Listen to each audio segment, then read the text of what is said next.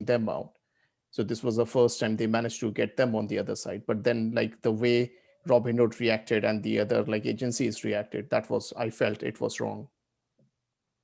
I don't know about how everyone reacted, but my point of view is a lot of this, when it comes to stocks, especially trading, a lot of funds and institutional investors are better informed than the general public. So they're at an advantage anyway.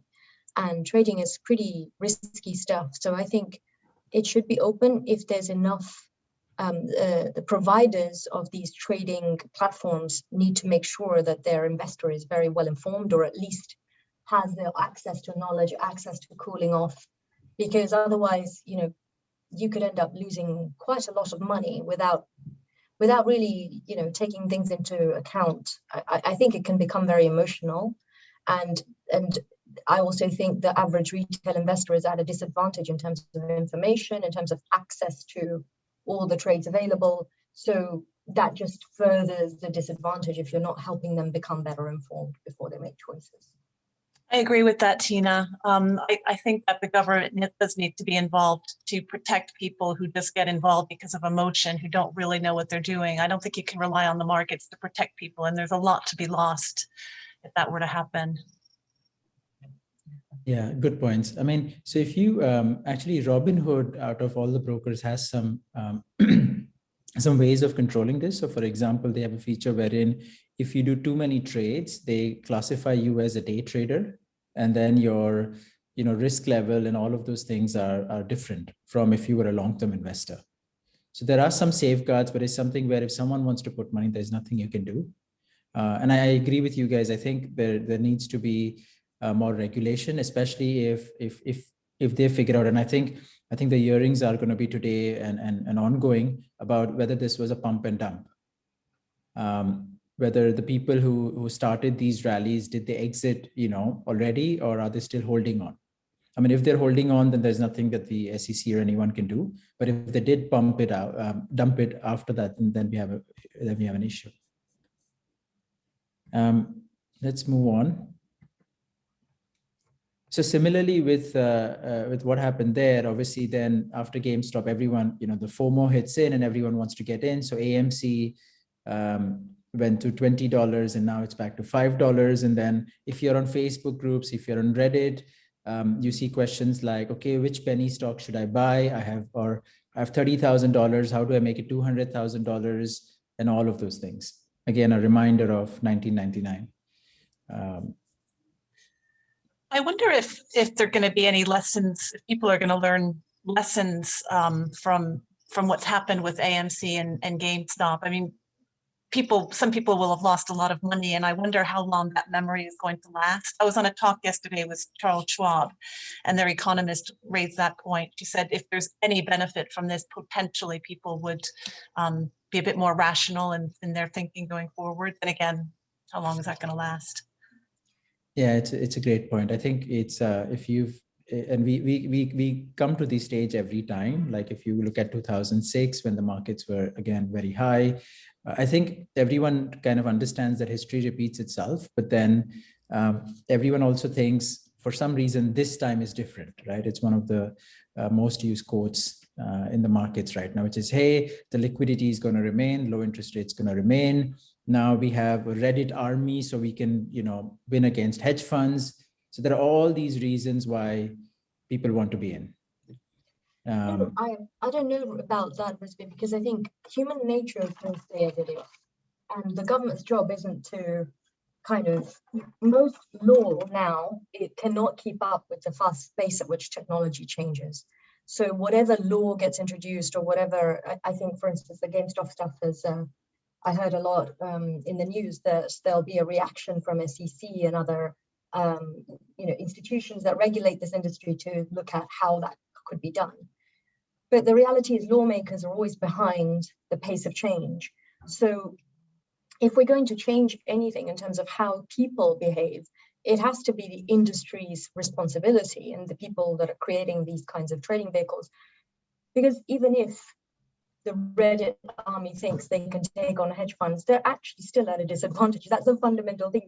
The understanding of just viral information creating waves of stock trading isn't really about how you actually make money in the market. That's my personal point of view. So sure. Martina, the analogy that I think of is, let's say cigarettes, right? We know they're harmful for you.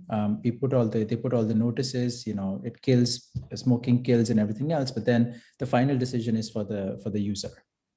And that's what I think. I think you will see every broker has all the risk management things like Robinhood, as I said, if you're a day trader, all of those things are in place. But I think to Kathleen's point, people know that things are overvalued. People know that it could be pump and dump. People know that penny stocks don't survive, and still they get into it. Go into it. Also very interestingly, when I follow all these Facebook posts for my business as well, is a lot of people do not realize that a stock price can go to zero. This is something that so when people see something falling, they're like, hey, I'm going to buy more, right? I'm going to buy more, which is great if you're doing value investing and if you thought, okay, the fundamental value is much more. But if you're doing kind of trend trading or speculation, then that's probably not the best thing to do. Anyway, I think the debate goes on. I think it'd be interesting to see what SEC comes up with. But Tina, your point taken, they're going to be behind on technology. But I think with AI tools that are available, SEC, if they have smart data scientists, they could run through all of this content very quickly and figure out, and also be, a little bit ahead with what's going on these places. So moving on, who lost? Obviously, we know about the the short sellers and the short squeeze. We'll talk about these points, hedge funds, but also a lot of retail investors lost, right? And then this is the thing where what annoys me about the press, right? When people lose money, when people commit suicides, these are not covered as much as if someone converted their $30,000 into $200,000 by taking a lot of leverage. So a lot of retail investors have lost money, but you won't see that much. It's all about the positives and FOMO. So who won? Obviously, some retail investors won. Company insiders. I mean, this is amazing, right? If you've been sitting on your stock, if you're your employees and you haven't seen the price go up, this is the time to sell.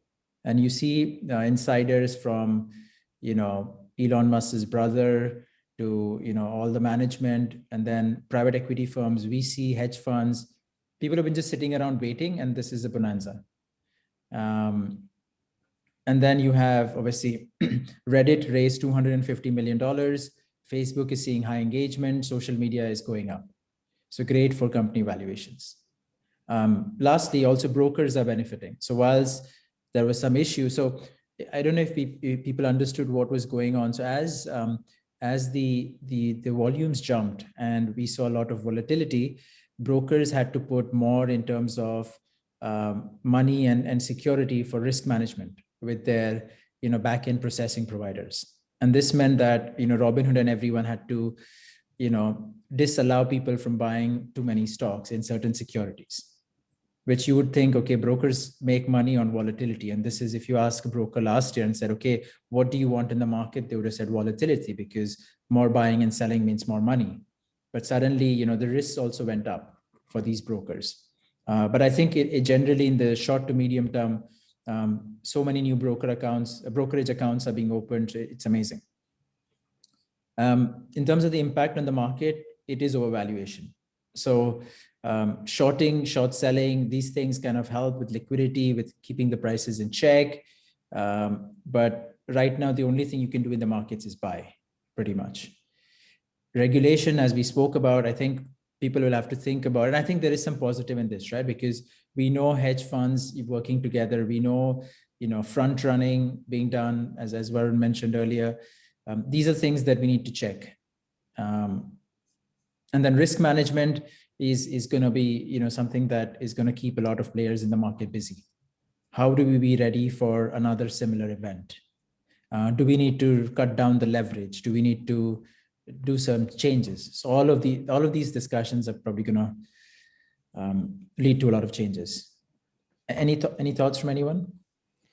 I would just like to add over there, the whole point of this, when the social uprising happened, they thought they will beat the hedge funds, and they might not be aware of this thing, but in the end, it was the same hedge fund who actually made a hell lot of money by this whole episode.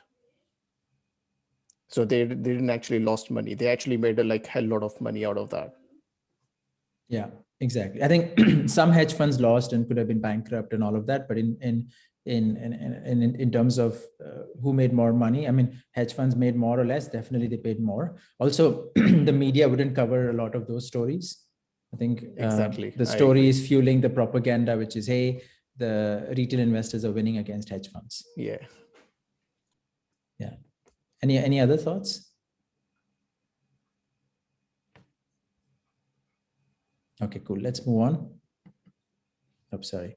The other thing that really annoys me is, and I have a lot of respect for Elon Musk and other people, but they have, and I think SEC should look at this. They have been playing a lot on social media and with cryptic messages, which a lot of people don't understand.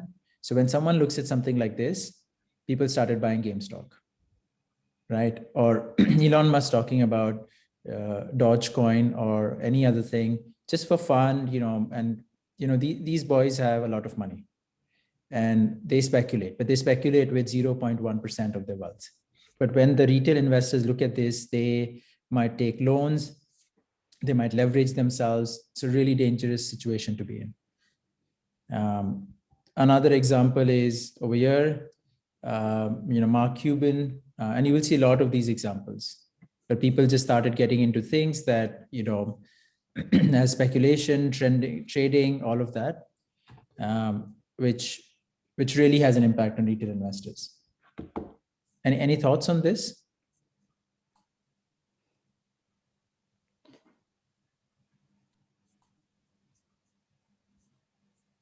Okay, let's move on. And some cases you will see, sorry, it's a long article, but about this guy who basically took out a personal loan for $20,000 and to buy the shares, and then obviously it's down 80%. Or this guy, 25-year-old, what did he do? Yeah, he again took a personal loan at 11% and then bought shares at 234. And you will see a lot of these stories. So let's start to what is, what we started, what we think is the most important thing about this session, which is going through the basics. Now, from the participants, I see a lot of you guys have experience already. So let me know if you're going too slow or too fast. So very simple, right? Sell high, buy low, instead of buy low and sell high. That's the strategy. That is basically short selling. Any thoughts from people on why? When would you do short selling and why? Well, if you're really sure, if you're pretty convinced that a stock is going to tank, you could short sell. Yes, exactly. And how is it good or bad for the markets? Well, it would be bad. I mean, it depends on the perspective as always, but it would send, if enough people short sell, it'll send the markets down. Okay, all right. So let's do a quick poll. Okay, I'm going to launch it. Let's see what people think.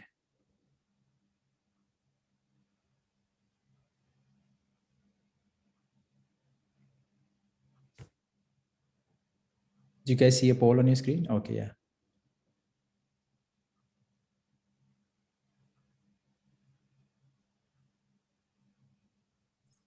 By the way, Rusbe, I would add from the last slide, slide reminded me a lot of Bitcoin. You know what's happened with Bitcoin in the past, not most recently, when it tanked last year. Exactly. Yes, I just I want to avoid speaking about crypto because I think someone got offended on the last call, was a Bitcoin believer. So I think the crypto space, yeah, it's interesting, and with all the money going in with Elon Musk and everyone buying, it's another debate. Okay, so we've got responses from most people. So the general view is that it's bad for the company and bad for the market, and few people think it's less impact. So that's quite interesting. Okay, so let's move on with this. Now, if you are wondering how do you actually buy or sell, like how do you actually short sell, most brokers would allow you to, pretty much have a sell button, and then they would do all the risk management because, you can only sell, you have to borrow shares, you have to manage those kind of things. But yeah, it's just literally a sell button instead of a buy button. I'm showing you a screen of, CFD because that's the easiest I could find. Not every broker allows selling. So yeah. Does anyone do short selling? Anyone has tried with any broker? I haven't tried, but like just to understand, to get my understanding correct about the short selling. So when we placing these kind of orders, you're actually speculating, or are you actually, so, like when you say, like you borrow the shares and you sell it off, and then obviously when it goes low, you buy it and give it back. Now, I remember like conversation, like where it was like, I think in case of the Gamestop as well, the number of shares which was sold was 140% about the number of actual shares existed. Now, Yes. so how is that possible then? Like, how can you like do more shares? Like if you're borrowing shares, like the broker has to have that amount of shares with them as well to be able to lend it to you. Isn't that correct? Generally, you're right, I think, but the financial system has become extremely complex with a lot of derivatives, with a lot of players in the market. And sometimes you will see that, just like in business world, you would give someone credit, you would give someone time, those kind of things. And so that's how somehow it ended up being that. Also, and we will talk about it also, a short position people really think about in the spot market, right? Which is what we're saying by, but it also gets affected by the futures market. And we'll talk about the put call ratio. So there are a lot of factors involved with this. But exact mechanic, even unfortunately, even I don't know on how we reach that stage. Okay. Does anyone else has any thoughts, or anyone knows the answer? Okay, it's the complexity of our system, clearly. Okay, so we did this. So let's go back to, I think, what was said earlier about why would you sell. So this is kind of the value investing chart. So you work out the intrinsic value, right, which can change over a period of time, and then you compare it to the market price. Now, when you are at the top, you know that it's overpriced, so the price should come down to the intrinsic value. When you think it's underpriced, the price should come up. Okay. Now, if a company is overpriced, and if we need to bring it down to intrinsic value, how would that happen?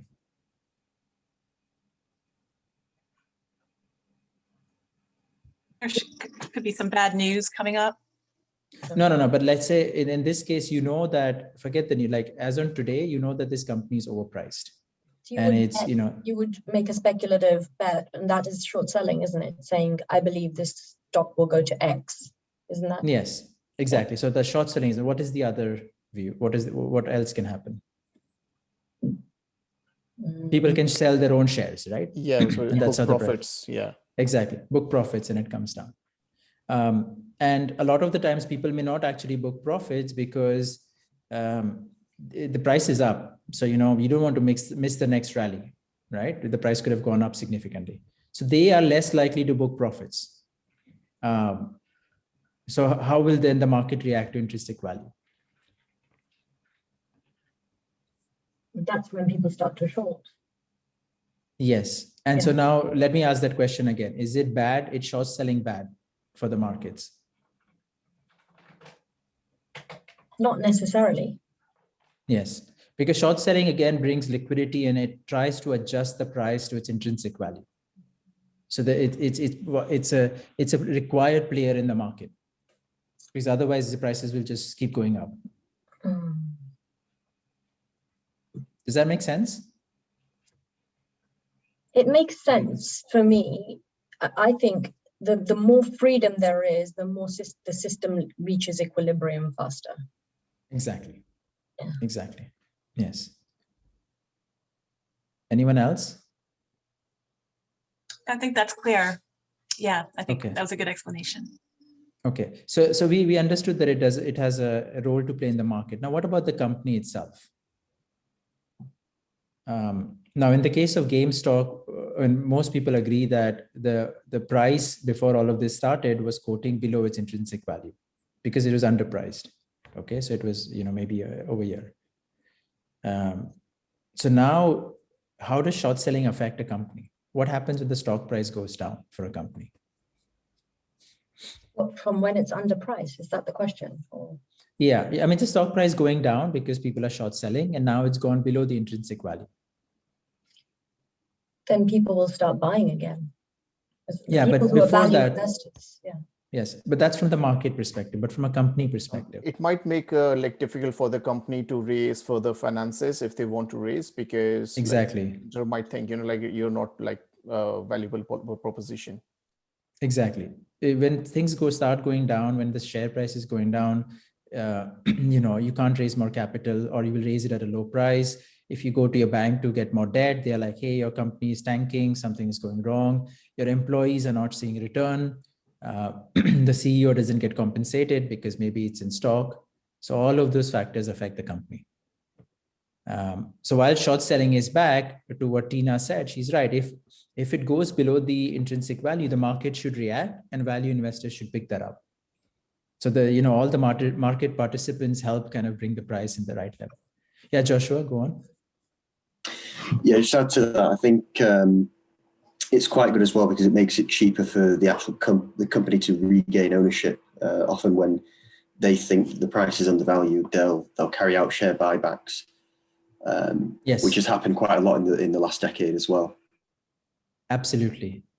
You're absolutely right. So again, that's another opportunity. So again, depends on the company, right? If you are a growth company that needs capital, then it's not a great thing. But if you're Apple and you have a lot of cash lying around, that's the best thing you can do.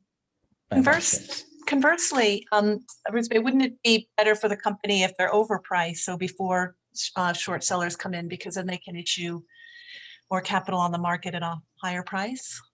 That's what Tesla did, right? Could you repeat that's that? exactly I didn't catch it, sorry. So go on.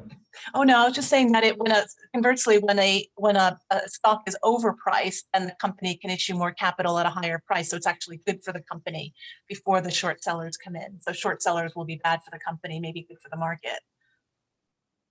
Right. Yes. Yes. So I mean, it's if a company is overpriced, like let's say Tesla is, and they issue new shares at $800, it's great for the company, but it's bad for the market and the participants with that. But this is what typically company do. I think, who was it? I think it was Michael Burry or Blurry, whatever his name is. I think he came out and he told a few companies to raise capital at these overpriced levels. Because that's the right thing. Yeah, he told Tesla, even though he's got a short on Tesla, he told Tesla to raise capital because it was so overpriced. Yeah, exactly. Cool. All right. So let's move on. Okay. So, why did it? Maybe oh yeah. Yes. So just for people to understand the difference, right, between buying and selling, and this is very important. So when you're buying, let's say you buy something at $10, your profit could be unlimited, right? It could go to 100,000, 20,000. Your maximum loss is it goes to zero. Okay. The only exception was, as you saw, oil went to negative last year. So something to keep in mind. But when you sell, let's say you sell at $10, your maximum profit is when it goes to zero, which is $10, but your loss is unlimited. Because the price of the share could go to 100. So on a $10 investment, you could lose $90. Is this clear for everyone? Any questions on this? Well, I think loss is when you're actually losing money you had. It's a loss of upside, isn't it? If I'm not mistaken. No, you actually lose money, because think about it this way, right? You sell something at $10, right? But now you have to buy it back at $100. Oh, this is okay. Now I got it. Okay. Yeah. Okay. Wow. And this is what happened with the short squeeze, because GameStop short sellers had, let's say, shorted at $10, right? Hoping it will go to zero, but now it's going to 100. Now, either they can wait, but they're worried it will go to 500, or they need to buy at that level. And that's how companies go bankrupt and people go bankrupt. Wow. Yeah. So does this worry you guys? Would you stop doing short selling because of that? Yeah, it's precisely why I've never sold short. Imagine, yeah. How do you manage risk here? I guess, not could have- you, oh, Sorry, go ahead, Kathleen. could you put a maximum limit on the price of the share that it would go to before you could put a stop? Loss. Exactly. It's a stop loss. Yeah. So you could do, when you sell at 10 and you say, okay, max, I want to lose 10, you put a stop loss at 20. I think another thing to which many people tend to ignore is like knowing their limits, like knowing the target profit or target loss, like, you know, like what are the maximum loss they should be can afford, or risk the percentage of their account, because they want to do a maximum profit. So they let it run wild, which is a very wrong strategy in my opinion, because they should be knowing what is their target profit, and they should be putting like take profit as well, like limits, all those things before they place the trade in. Yes. Yes, you could do that. I think most people, I mean, yeah, selling is a bit tricky. I mean, there are scenarios when you would sell, right? So for example, you say, okay, I don't think retailers are going to do well in the long term, and online will take over all the business. So you could keep a long, as in you could keep a short sell for a long time. But you're right. I mean, if you put those things in place, then you can control the risk. Okay, let's go on. So how to short sell if you do want to short sell? Traditional broker if they allow you, but it's a bit complicated. CFD spread betting. Now, do you know why is it easier to do short selling with CFD and spread betting? Any thoughts?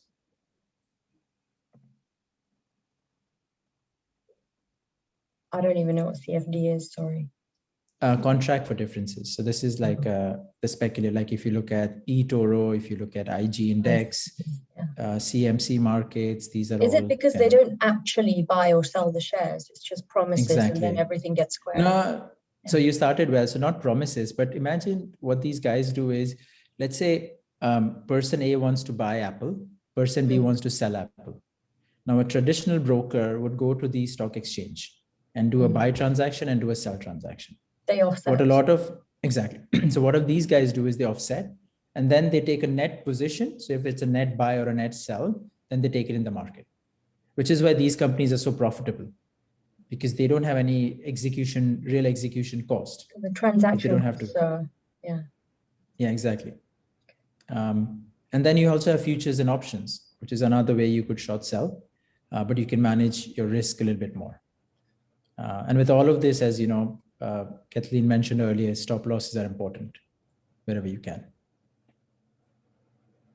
Any other ways people have tried to short sell?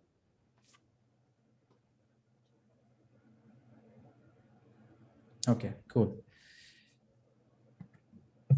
So let's talk a little bit about short interest. Now, this is quite a used word now with GME. Hey, this company has 140% short interest or 80% short interest. So this is the number of shares which have been sold, but still in an open position. Does anyone track this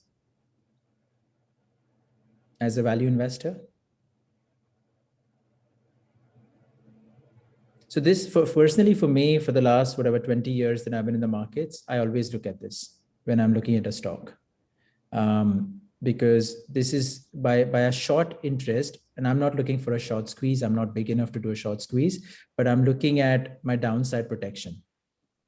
And too many people have already sold, the risk is much lower. On the other hand, also to be watchful to figure out why people have sold so much. Why are so many people thinking that the company price will go down or it might go bankrupt? So if the short interest is high, that means there's a lot of shares that have been sold short recently. Doesn't have to be recently, but yes, it's you don't know when it was short, but yes, it is the open position on a date. It's like a balance sheet item. Okay. As on date. Okay. Is an analogy to that sort of like bets on an election outcome, or you see betting the odds against this and odds of that? Is that kind of an analogy for this? How many people are betting against a share price? So we don't, I mean, this is comparing against the float of the shares. So how many shares are tradable? It doesn't compare with how many people are long. And the reason I say that is, again, and maybe there's a way you could work it out. But I think, Kathleen, the next slide will actually show you, will give you an answer on that, the betting that you mentioned. So this is the put call ratio. Okay. So, and we'll talk a little bit about put and call. These are options. So when I say put, is someone thinks the price will go down. When it's a call, someone thinks the price will go up. Okay. And if you look at this chart, when, the ideal scenario should be 1, right? So it's a balanced kind of view in the market. But if the put ratio has gone up significantly, then that people are bearish on the stock. And this is where you could identify, okay, I want to go for a squeeze for these guys. So I want them to cover up their position. Does this make sense?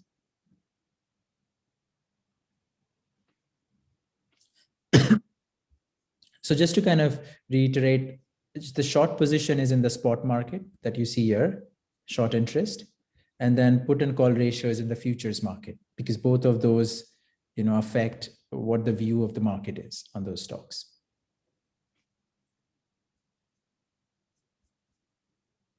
Okay, and you will come back to put and call again, so we'll reach out to that. Now, there are a few places where you will find a list of short interest. So I picked this up this morning, Market Watch, and it's saying AMC has a 67% float shorted. Okay, and the price has changed this year 161%. Okay, so this is from this morning. Can people figure out what is the problem with looking at a table like this?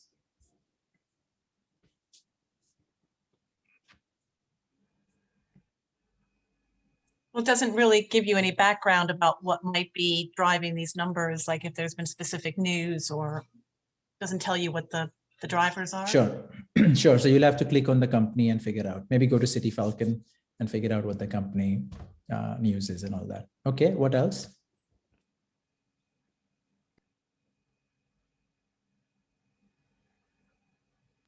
Look at the date. Does someone see a problem here?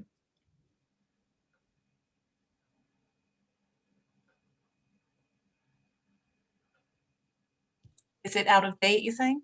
Would that be Yes. it? Like, yes, exactly. It's very difficult and very expensive to get a real-time data on the short floated. So your risk here is that you look at some data from 29th of Jan, and between then and today, maybe people already bought back their shares. So this percentage might have gone back to 10%. That, and you can't see what's been happening in the last few days. So even if you could see 2 weeks of trends, that would help to understand if this is happening recently as well. So yeah, you can look at that. And I think that you might have to use some service, a paid service, to do that. Yeah. But the challenge is it's very difficult to find this data. And it's probably an opportunity for some fintech company to do it properly. Yeah, so just be careful when you analyze this data. So NASDAQ is another source that, I generally use NASDAQ because I generally trade in technology, invest in technology stocks. And so again, over here, you see the date is the settlement date, which is, it says 29th. So you see the data, and Tina, to your point, like it's at intervals, 15 days intervals.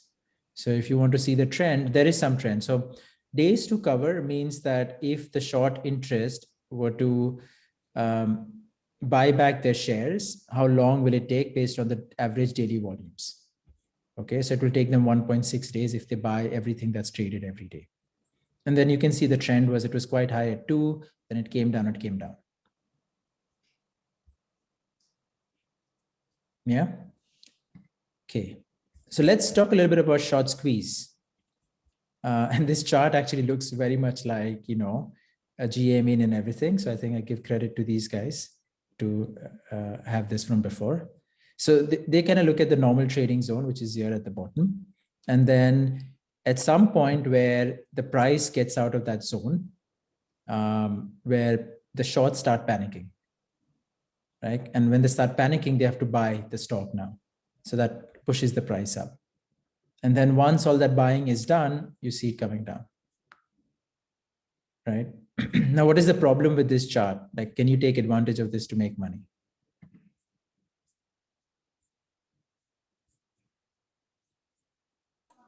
Short when it is has gone further high. Where will you short? At what point? How will you know where is the top? Well, as you said, like, because that short interest or this that data is not like up to date. It's not like real-time data, so it's going to be quite difficult. Exactly. So you can look at these charts, but you never know how to time this. It's extremely difficult. And the push here, when it goes outside the trading zone. So what people did on Reddit was everyone started buying and everyone started asking other people to buy. And that's how it went up. But in a normal scenario, that might not happen. It might go out of the trading zone and then people realize, no, this was a mistake, and it comes down again. And the risk with these companies is that if for some reason they're likely to be going bankrupt, you could buy at the top and it goes to zero. That's the risk you're taking. So what would you do now with GME, which is trading at $45? What stage do you think it is at? Remember, the price started from, let's say, $7 in Jan. It's on the right-hand side of that short squeeze zone, isn't it? It's on the way down. Yeah. Yes, but where is it on the way down? Do you think it's going up again after a while? Like it's here? Don't know. Don't know enough about it. Yeah, exactly. We wouldn't know. Like it's very difficult to predict where we are on the cycle. Would you short GME right now? It's at $45. The thing is, you said the intrinsic value is close to 10. Yes. So at some point, it's going to go back to its intrinsic value. Exactly. And it's been past its massive peak. So you're not going to have as much money to make, but it might still be something there. Yeah. But the risk here is, again, people start going on Reddit again and say, no, we will support this stock. What happens then? And it goes back to $1,000.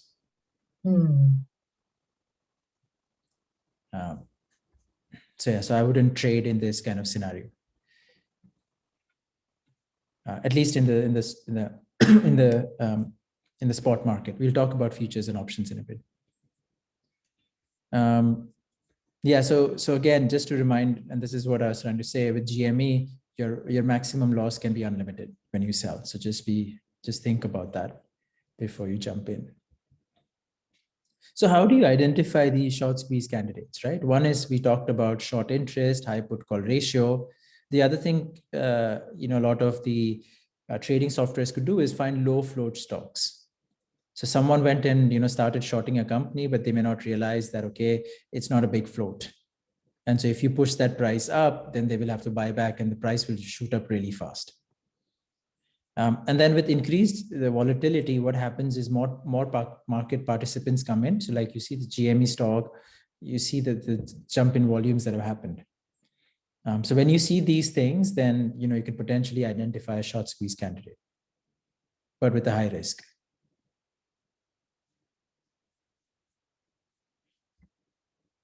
So let's get on to futures and options. And why this is important is you could have gained from GME. You could gain from it now while keeping your downside limited. So let's start with futures, right? So the technical definition, which probably will not make sense to a lot of people, it did not do when I started learning finance. It was really difficult. But first thing, it's a derivative, right? So it kind of keeps the price of the underlying, which could be a stock, could be an index, could be a commodity, but it's the transaction is done separately. And so it could literally be a derivative, could be me and someone on this call say, okay, Tesla will go to 1,000, or it doesn't go to 1,000. We can do a bet ourselves, and that's a derivative. So to explain this in easier terms, okay, let's say I want to buy a car from one of you guys, and I could pay you $10,000 on the spot right now, which is the spot price. Or I say on Jan 1st, 2022, I give you $5,000. And that's a futures, right? Now, the thing with futures is both parties are contractually obliged to settle on 1st Jan 2022. Now, any thoughts on why the price would be different between 10,000 and 5,000?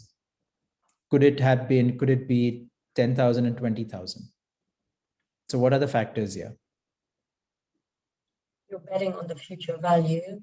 That's one. And the second factor is the company needs some assurance of cash at that date or something, because why would they not take the 10,000 now? Because that's not on offer. Yeah, but let's think about it in terms of this car example. Okay. So why would the price be $5,000 on 1st Jan 2022? Or could it be 20,000?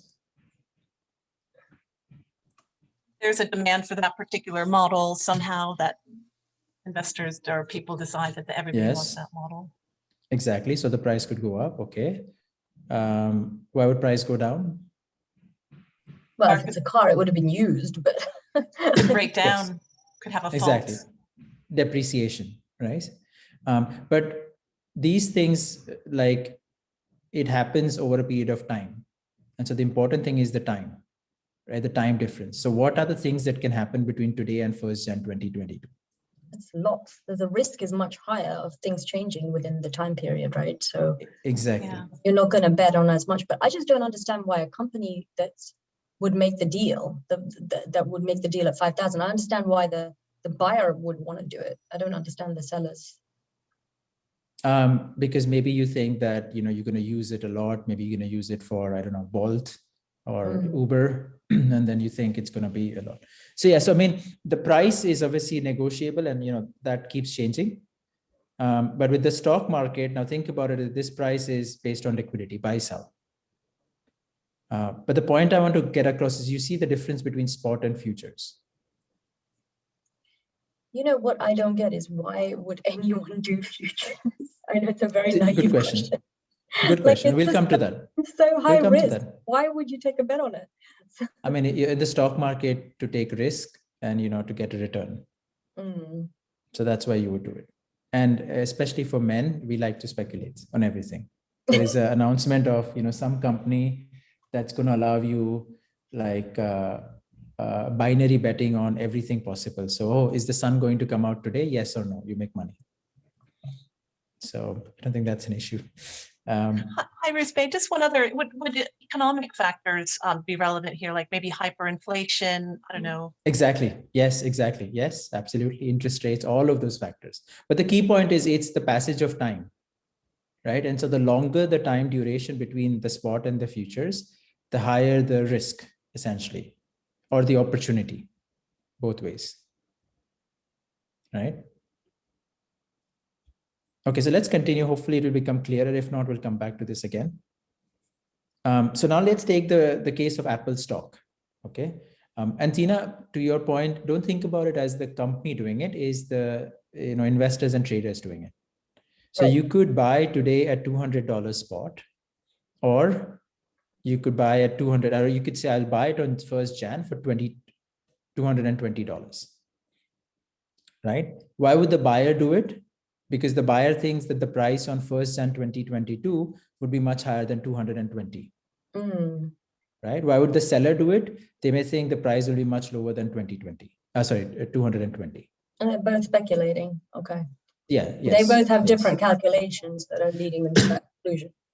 Yes. Now think about it this way, right? I mean, you mentioned earlier about GME, and we know it's worth $10, but you don't know if it's going to be $10 tomorrow, or in 2022, or in 2023.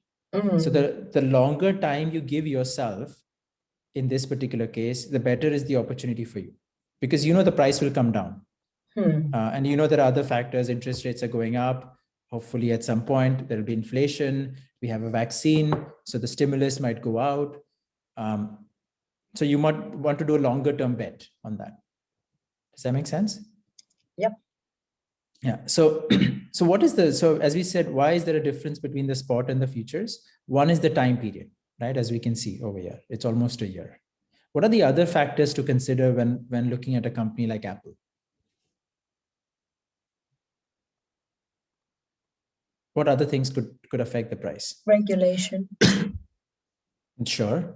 supply and market, like, they rely a lot on China for lithium and these. Yeah, so that's the fundamental value. Absolutely. Yeah, of the company could change. But is there anything which could, so for example, let's say the company does a split of shares. What happens then? Or they announce a dividend. Wouldn't that be included in the futures contract? What happens if there's a split or something like that? Yes. Okay. Any other thoughts? I know a lot of people wanted to speak here. Go on. Yeah, price will shoot up if there's a stock split, then more people will be able to buy it. It's more likely to jump in, and same with a dividend, so like a special dividend or something. Yeah. I mean, split should ideally have no effect on the stock price, on the fundamental value, because the market capitalization remains the same. But people perceive a lower price to be better. Absolutely. What Tina said is right. Most of these things would be adjusted in the futures contract. So when you get a dividend, for example, the person who is holding the spot, right? If the person holds the Apple stock and Apple announces $20 dividend, the person who's holding the stock will get $20 and the price of the stock will go down to 180, right? So now you might be at a loss to get this price at 220 on 1st Jan. So then it needs to adjust for the $20 dividend. But just to kind of explain, you need to consider a lot of factors before making these decisions. Any questions on this before we move on? Doesn't the future price gets adjusted if the dividend is declared? Yes, it does. It does, right? Yeah. Yes. So the market, I mean, it's a regulated exchange, so it takes care of these things. The only thing you have to be worried about is the options market does not consider this. Okay, and we'll talk about options later. So if the company announced dividends, it won't adjust your options value. So you might be at a loss if you bought options on Apple for a longer term period and they announce dividend. So typically when options are priced, they would consider the likely dividend that comes in.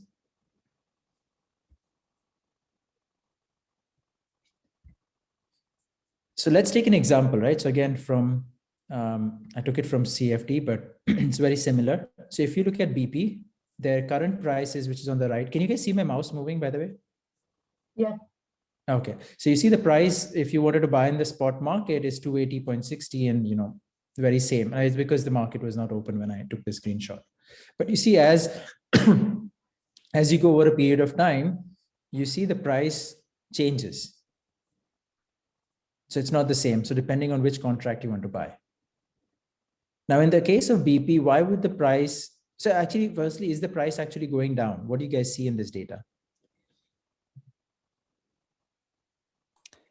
I think the price is overall same. It just the spread has increased because like there might be some uncertainty. Exactly. Exactly. Do people see that? So you see that the sell price is going down, but the buy price is also going up. So the difference between buy and sell is changing. And this could be through a lot of factors. If, there is low volume. So not many people are buying September 2021 right now. So the broker needs to compensate to take that risk. Hence the spread could be higher. Does this example make it clear on how the prices could be different between spot and futures? Okay, cool. Let's go on. So obviously the best example that's going to be used for decades to come through is oil, right? And with oil is very interesting because the way the oil market works is that, if I want to buy, I want to give you a barrel of oil today, yes, I could use the spot market. But it's very difficult to do because, there is transport involved. So there's a big lag between the prices. And so typically the delivery is set on particular days at the end of the month or whatever that cycle is. And so it's basically a futures market most of the time. And you see how the price keeps changing. Now, I do not know what the difference is causing, but I just wanted to show you guys that it's not the same.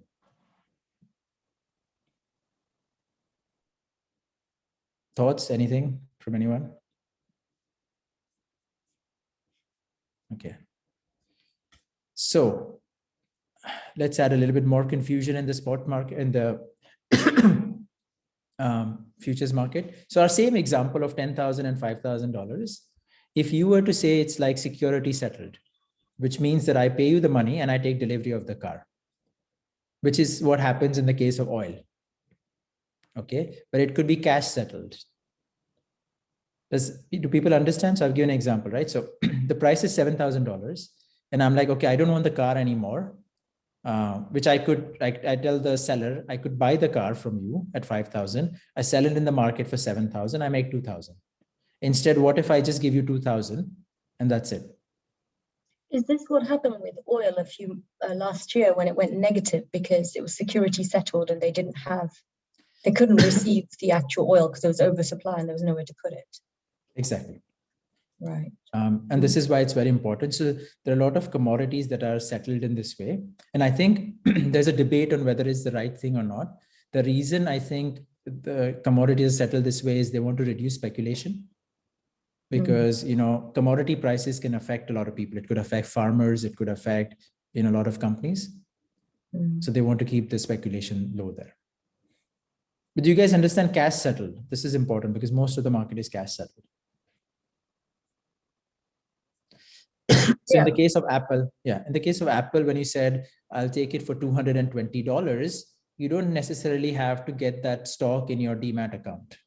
You could just say the difference between 220 and whatever that value is on that day is the money you make. You might end up giving some money to the other party as well, right? No? Yes, exactly. Okay. And in the case of cash settle is all managed through the exchange. So you're taking and giving money to the exchange or your broker if you're doing CFDs, for example. Cool.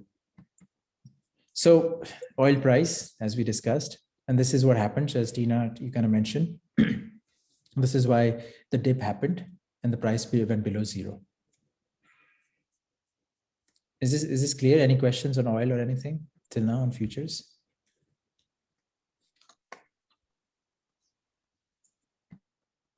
What does it mean when there's a negative price? Like you're going to pay someone to take it off your hands? That's where they ended up. Yes. Exactly. Okay. Yeah. Wow. It's exciting world, finance. Okay, so let's move to options. Okay, now option is, it gives you a right, but it's not an obligation. This is the most important thing to know. And then in terms of the terminology, puts is when you think the stock will fall and calls when the stock will rise.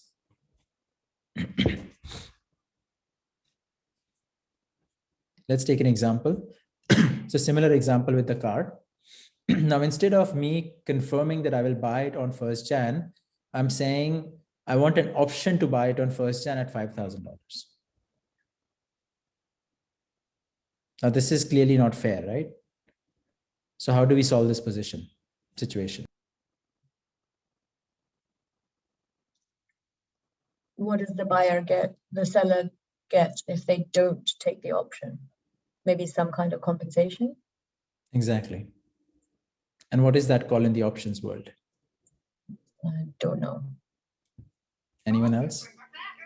Option cost. Yes, it's the cost or premium that you might say. So what in this scenario, what in this scenario might happen is you will say, okay, the seller might say, I can give you an option to buy at 5,000, but then you have to give me $500 upfront. And that's the premium that you pay. So on 1st of Jan, if the guy does not take the car because he thinks the car is now valued not at 5,000, but at $2,000, he's like, fine, you keep my $500. I don't want to do anything with it. Is this clear? Because it's super important for understanding how options work. Yep. Okay, great.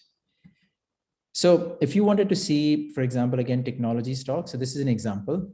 So if you go to NASDAQ, and sorry, there's a lot of data. So, and this is where if you can crunch this data, and a lot of software does it these days, so it can help. So Apple stock price is $130 right now. This is a contract that expires on March 5th, 2021. And you can have so I've selected, I want call options. Okay, so let's take an example of 130. So if you were to buy, you can buy a call option at a strike price of 130, but you have to pay an upfront premium of 3.7. Okay. So what is my break-even point? Can anyone tell me? It's like, at what level should Apple stock be on March 5th for me to make money? 3.7 per share. Is that what it's saying? Yes, this is 3.7 premium per share. Yes. It should be 126.30. It's a call option. Oh, sorry. Okay. Then it would be 133.70. Yes. Does it make sense to people? So your cost now is, it's the 130 is the strike price, and you have to pay 3.70 as premium. So your break-even point is 133.70. So as long as the price is higher than 133.70 on 5th of March, you're making money.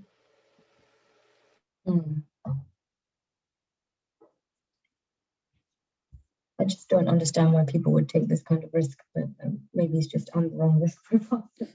So let's talk about it. Why are you taking this kind of risk? So let's take an example, and I've simplified it.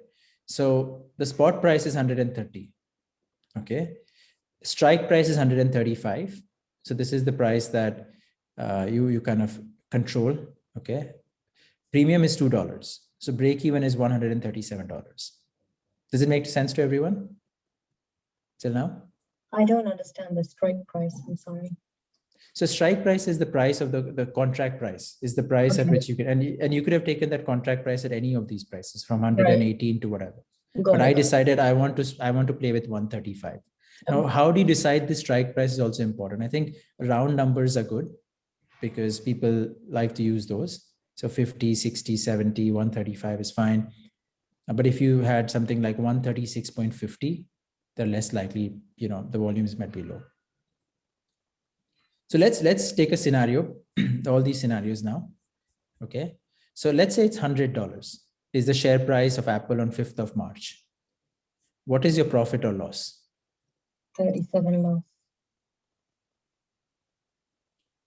Anyone else? No, the loss would be £2. Yeah, $2. Yeah. $2, yeah. $2, yeah.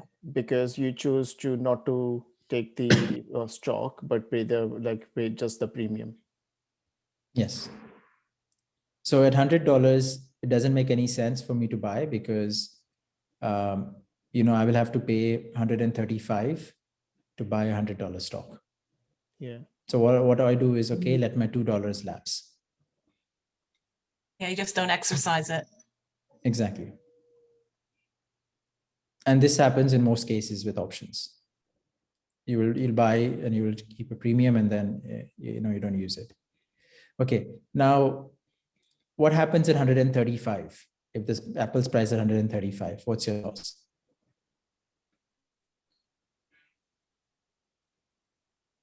Still $2, no? If you exercise it. Exactly. It's still $2. You won't exercise it because, it doesn't make sense. Point. Yeah, exactly. Yeah. What if it's 137? Then you don't have a loss. Then it doesn't matter, right? Yeah. It doesn't matter. I mean, the exchange will manage this. So exchange will say, okay, you made no money, you lost no money. So exchange will give you $2, right? Because the price is 137, the strike price was 135. And you pay $2 upfront as premium. So net, you make $0. Mm-hmm. Okay. Now let's say if it's 500. Now how much is your profit? So that would be like 363. Yeah. 500 minus 137. Yeah, 363. Okay. So your profit is 363 here. What was your cost of this transaction? $2. Well, you already counted that in. I don't know what the cost of it is because you paid a premium. Cost is $2. It's $2. Yeah, that's the premium. So on a $2 premium, you paid $363. What's your return on investment? Yeah. Crazy, right? Now I understand why people take the risk. Yes. So if you wanted to take a GME exposure, if you're really desperate and you hit by FOMO, this is what I would do. Does the premium, I mean, the premium itself could be a lot higher if there's a lot of demand for the call. How would that premium change? Exactly. You're right. So volatility. So it's kind of, the market finds an equilibrium and balance, and option pricing works through a lot of, there's a lot of math involved. So all of that is considered. So it is you saying, I believe something different is going to happen from what all these calculations mean. And so hold on to that. We will look at the actual numbers for GME, which are very different from Apple, right? So if you look at Apple, the $2, it sounds low, right? And why is it low? Because the volatility is low. It's not moving as much as GME is. What is the second factor why it's low? Because the liquidity is high. Yes, kind of. Okay, fair enough. So the market is a better price. Any other reason you find? The share price is already considered high, then would the premium be lower? No, generally, these are mathematical calculations. So I think generally that wouldn't matter. But look at the number of trading days between now and 5th of March. There aren't a lot of days, right? If you think about it. And so the time period is much lower. So if you were to now, instead of looking at March 2021, if you look at March 2022, the premium would be much higher. It's much more predictable what's going to happen, in theory, in a shorter period of time, so the premiums are lower. Exactly. The risk is lower. Yeah. So if you decide to buy, think about what time period is super important. Like I've not necessarily made a lot of money because I did it in a little bit of bear market. So I would find undervalued stocks. I did it on Twitter, for example, where Twitter was trading at $18. Okay, today it trades at $73. Now I would buy a 2 years call option where I say it will go about $25 or $30, and the premium for that would be very low. It could be $1, $2, and I would buy that. Unfortunately, in my case, the markets didn't react in the way it's reacting now, so I lost that premium. But it was still not a big loss for me. It was fine. That's the max loss I took. I could sleep at night. All right, now let's go on the other side, which is put options. Okay, so it's the same screen, but instead on the left where it's calls, now it's puts on the right. Okay, and again, very similar to this. So we look at one calculation on this, but it's now when you think that the price will go down. So let's take a case of puts, right? So let's say the stock price is 130, the same time period. I chose a strike price of 125. Okay, you could have chosen any period. The premium is $1. So break-even point now is the reverse. So it's $124. Clear until now? So if the price goes below $124, you make money.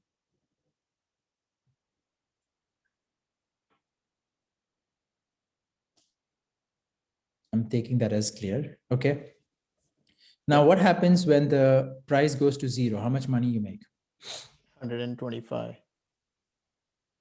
Think again. Well, actually 124 because Exactly. you would have paid $1 premium. So the stock price goes to zero, you make 124. Right? Again, look at the upside here. You on an investment of $1, you make 124. Right? This is why there are short sellers and people in the options market doing this. Now, what happens if the price goes to 500? Yeah, then you lose. Hopefully you would have had a stop price. Well, on actually, it. no. Or actually, no, You sorry. would lose only $1 because Yeah. it's a premium price. Yeah. Wow. It's like so going back to the futures market. So yeah, no, yeah, you will lose only $1. Yeah, you just don't exercise it. Yeah. Exactly. You see that? So it's like in this scenario, you're short on the market because you think the stock is going to go down. But if people go crazy on Reddit, it doesn't affect you. So when there's a volatility and you want to participate, provided you can find the right premium and time horizon, this is the best way to participate in a volatile market or a volatile stock. Looks to me that way. Yeah. I mean, my preference is to not participate in this kind of market craziness. But if you do feel like, oh, I have to participate, I would go this way. So another thing to note is that, the premium value keeps changing. So in this case, you bought the premium at $1 and maybe the price went up to $5. And this could happen because the stock started trading at 120. So you could actually sell it. You don't have to hold on to it. You don't have to wait till 5th March to make your money, which is also a good thing. The challenge here is though that is the options market is not as, the liquidity is not as high. You're saying you can actually sell a put option if the premium's gone up and you've got a goods, you could actually sell the option itself. Yes. And so you'd get the difference in the premium. So say the premium's $5, yours was at $1, maybe you'd get $3 or something less than what's in the market right now. Is that what you mean? Exactly. It is what it is. Yes. I mean, if you wait till the expiry, you'll get the exact value, but before that, yeah, it's lower. Wouldn't you want to wait until the share price goes lower and lower even, then you make even more money? Of course, it's your judgment. I mean, as we know, getting out is the most difficult thing. Right? It's like, okay, will the price go further up or down? It's your judgment. Okay, so yeah, so this is Blackberry, which is also one of the other stocks which has been jumping quite a bit. And you see that in February itself, this option is traded between $3 and close to $1. So you could have made a lot of money by playing in options. Is that the price of the premium you're talking about? Exactly. Yes, it's the price of the premium. With the options market, it's when you see these graphs, it's only the premium that typically you show. There are also, if you really want to learn about options, there's a lot of reading material. There are different ways of pricing an option based on volatility. There is a payoff chart that you can prepare. Some softwares prepare automatically. So it will tell you, what is your break-even point, at what point, how much money do you make? And so you can take a call. And you can automate that if you want. So let's look at GME, right? This is interesting because this is whether we can do something now or not, at this point. So GME, I looked at July 2021 options. Okay, so it gives us reasonable time. It's still not a lot of trading days. Okay, if you were to take calls on this, so the price is around 45 right now. So if you think the price will go to 500, you could buy a strike price of 45, but you buy it at $18. So what is your break-even point?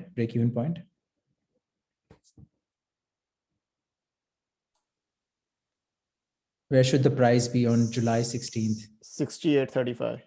Well, no, 63.35. 63.35, yeah. So if it goes to $500 again, that's the money you make. And what happens if it goes down to $10? How much money do you lose? Only 18.35. Yeah, but Varun, interesting, you said only 18.35. Now, if you look at the price of this 45 and 18 on 45, it's a big percentage. It's not $1 yes, on 200. Yeah, I agree. No, I agree. In terms of the percentage, definitely, it depends how many contracts you're and then the leverage kicks in as well. So there's a lot of other factors would be there. But yes, it's a huge amount, true. Yes. So if you buy, I don't know, 1,000 shares on this, you're putting in, $18,000. How can you solve this problem? How do you reduce your risk and also, which will also mean you reduce your return? Different time period? Time period is one, yes. But the other thing you could do is you could go for a different strike price. Yeah. So see, if you go at 50, okay, now you're paying a much lower premium, 16. But you also, your break-even point is different. Yeah. Yeah, but what is your break-even point now when you use this one, 50 and 16.60? 66.60. Yes. So you see, you lost $3 of upside there by doing this. But if you think the price is going to go to 500, then you can live with that loss of $3 upside. Right? You could even buy, if it's available, an option for $100, but this price might be much lower. So I would typically put up an Excel sheet to figure out where I'm at what level I'm getting in. And the open interest is that how many people are willing to trade at that level, or how many? I think so. I think once you click through this and you will see all of that information. Yeah. Mm. I mean, open interest is typically is how many people have positions in this, but it could also give you like trade. Actually, volume is separate. Sorry, I take that back. So it's like these are not trade. And I see the thing is I took this in the morning when the markets were not open. When the markets are open, you will see more data here. But I guess the reason I asked that question is that where there is more activity in those two columns, it's more likely you'll be able to trade or sell that option as well. Exactly. So there's more interest in that level of the market. Exactly. Also, good point. Also to remember, this is why it's called near the money. So near the money it means it's near the stock price, which is $45. Now imagine the stock price actually jumps to $100. Then you might see not a lot of people are trading on a strike price of $50. So when your stock does extremely well, you might have to wait till the expiry date to get your money, which is a good problem to have in general. What happened where it says 295? What happened? Why is that such an outlier? Because it's someone just put random number. So someone just wrote a contract hoping someone will buy it. It's same like in the spot market. You know, you would put a buy order at 20% below the current price. So some brokers restrict that now. They might say, okay, you can only go down 5%. And also, again, the market is shut, so we don't know. So when the market opens today, just go on GME and figure out, and then share some ideas if you find any interesting trades. So let's look at the other side now, right? Now, if you think the price is actually going to go to $10, what are your options now? So you could have at $45, $17 price. Again, maybe Varun, you will help with the calculation again. But let's say it's 27.40. So if you buy at this price, if it goes below 27.40, you make money. So let's say it goes to $10, your break-even point is 27.40, so you make 17.40. So you put in 17.60, you get 17.40 on that if the price goes to $10. So you make 100% return. And your loss is max 17.60.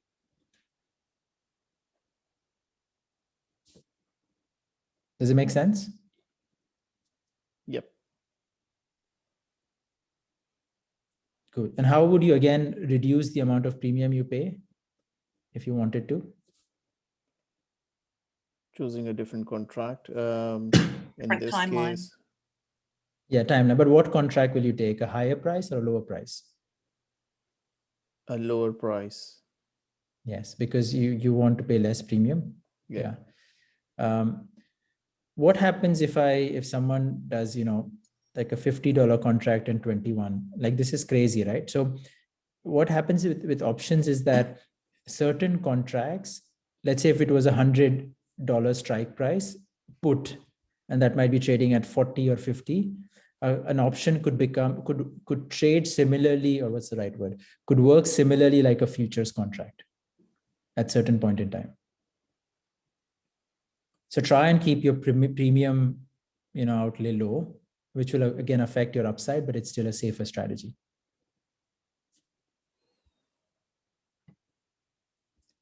Right. So the important question, what is the difference between futures and options? And we're just considering buying, okay?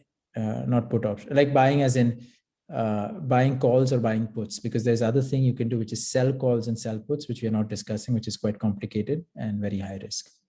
So the profit is unlimited, loss is unlimited, but in options is limited to your premium. Leverage, it's medium. In options, you can control because you have so many different contracts. In futures, you saw you have 3 or 5 contracts. Here you have like 200 contracts. So you can control how much leverage you're getting into the system. So what would you choose and why? Like, given all of this today, when would you use futures and when would you use options?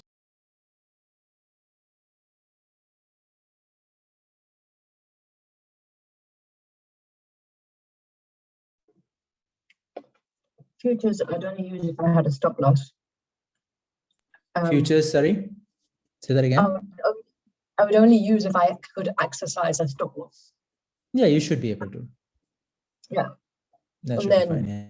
The medium to high leverage piece, So I think it's the criteria for what you think is going to happen. But options seems like a much more flexible way to make money.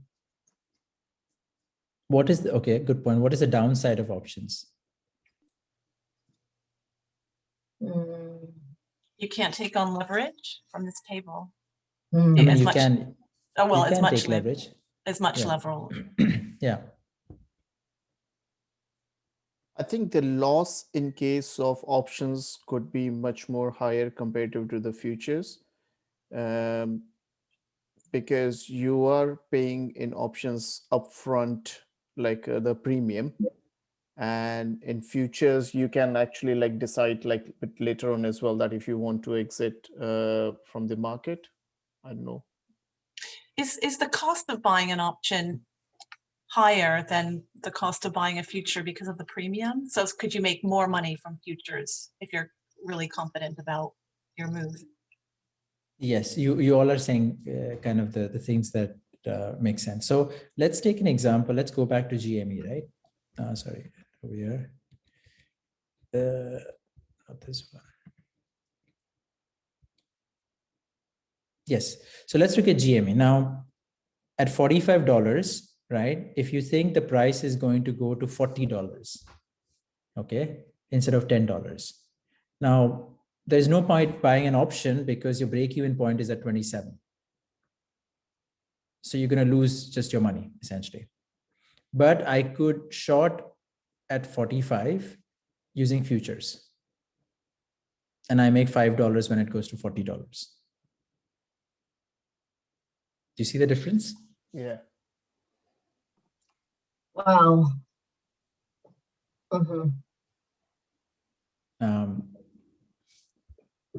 And so what people could do is you could put a stop loss and you could short at 45 and say, okay, I think it's going to go to 40, but you can put a stop loss at 50. Okay, so your 5 is your max loss and max gain, for example, in this situation.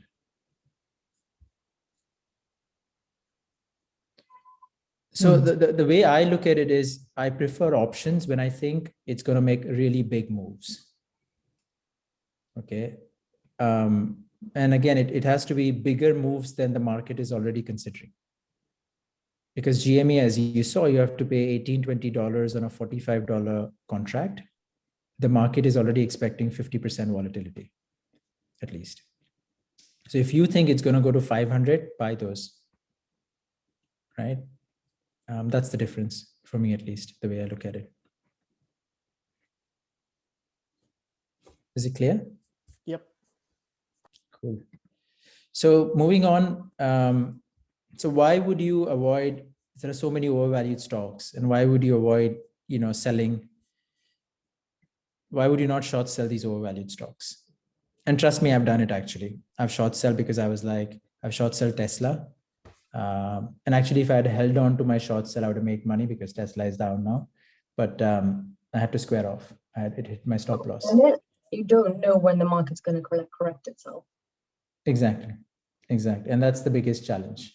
The only reason I short Tesla was that Tesla was the key reason for Tesla's rally, at least at that point, was that it was going to be added to S&P 500. And so a lot of funds were buying it. But once it got added to S&P 500, historically, the companies underperform the index. So I short sell Tesla, but the liquidity and the social media push was so much that, I had to square off. But anyway, I lost a little bit of money, but I had a stop loss, so that's fine. So this is a quote that I use a lot, which just makes sense, right? And this is the key reason why you wouldn't do any short selling right now. You don't know when things are going to change. It could be tomorrow, it could be 5 years down. So my strategy is still wait for the value to emerge, find some good quality stocks that I can hold for the long term. Until then, inflation is okay, so I can hold in cash or other securities. Any thoughts on this? Has anyone experienced where you bought a stock which you thought was significantly undervalued, but didn't move at all for 4 or 5 years, and then you gave up and you squared off because you saw everything else moving but your stock? It's happened to people. Amazon back in the early noughties. Yeah. Yeah. And it's just, you don't know, right? With Amazon, for example, like everyone knew the business model, everyone knew they're going for market share, but it's only when they actually reach a particular number triggered, and and obviously the stimulus helps with everything, or the virus happened, which helped Amazon as well. Cool. So again, strategy for 2021, like last time, is you just decide what are you doing and keep your and plan accordingly. So if you're speculating, make sure you diversify. It's a small amount of your portfolio. If you're investing for long term, then that's how I look at it. So I do speculate here and there. It's in my nature, but it's a very small portion, which I'm ready to lose.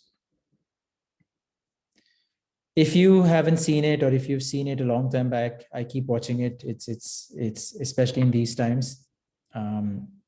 Because even then people thought it was, this time it's different, but it was not.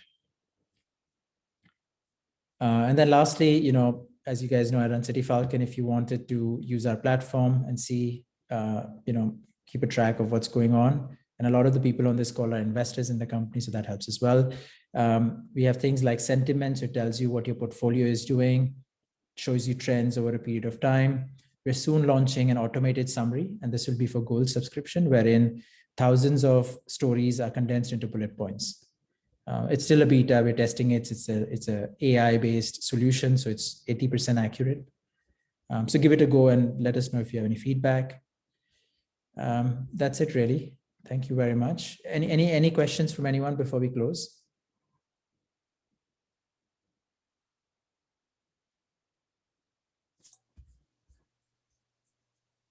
Okay. Cool. Thanks a lot, guys. Have a really nice rest of the day. Thank you. Take care. Bye-bye. Thanks, Rusbeh. Bye-bye. Bye.